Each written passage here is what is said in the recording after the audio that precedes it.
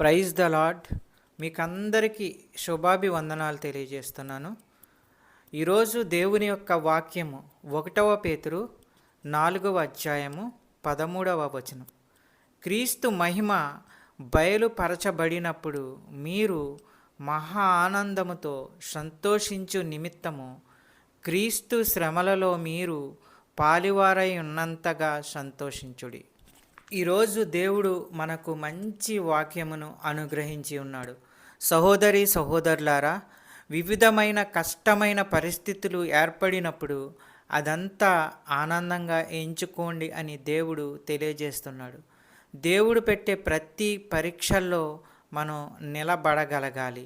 సహోదరి సహోదరులారా, విచారముల వలన ఎక్కువ ఆలోచించటం ద్వారా మన యొక్క ఆరోగ్యం క్షీణిస్తుంది, శరీరం బలహీనపడుతుంది. అందువలన దేవుడు కష్టమైన పరిస్థితులు వచ్చినప్పుడు ఆనందంగా ఎంచుకోండి అంటున్నాడు. కష్టాలు ఎదిరించి నిలబడటం ద్వారా మనము శక్తివంతులు అవుతాము, పరీక్షల్లో నగ్గుతాము. దేవుని దృష్టిలో మనము నీతిమంతులుగా ఉంటాం. దేవుడు ఎప్పుడు కష్టాలని అనుమతించడు.